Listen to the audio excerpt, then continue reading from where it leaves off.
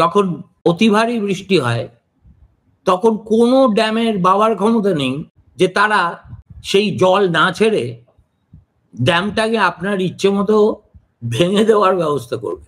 কেননা এই যে ড্যামগুলো তৈরি হয়েছে, আপনি আজকে দেখলাম খুব ক্লাইমেট ফ্রেন্ডলি কথাবার্তা বলাও শিখেছেন। বলেছেন প্রকৃতির সঙ্গে খেলা করলে প্রকৃতিও মানুষের সঙ্গে খেলা করবে। ড্যামের কি দরকার, নদীকে বইতে দাও তার আপন ছন্দে, ওগো নদী আপন বেগে পাগল পাড়া।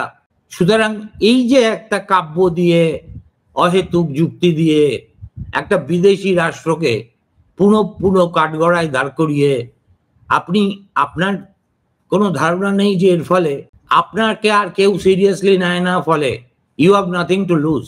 কিন্তু এই রাজ্যটাকে এখনো কিছু মানুষ ভিতরে এবং বাইরে সিরিয়াসলি নেয়।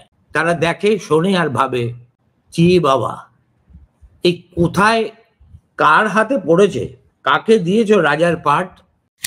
সুতরাং problem is not with dams, problem is also only partly due to silting, problem is much larger.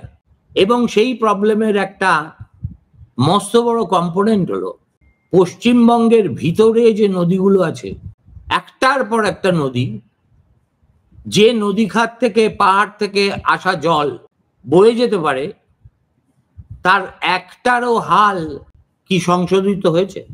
আমি দক্ষিণবঙ্গের নদীর কথা বলছি না, আমি উত্তরবঙ্গের নদীর কথাই বলছি। সুতরাং আমার যা করণীয় সেই কাজটুকু আমি কদাচ করব না।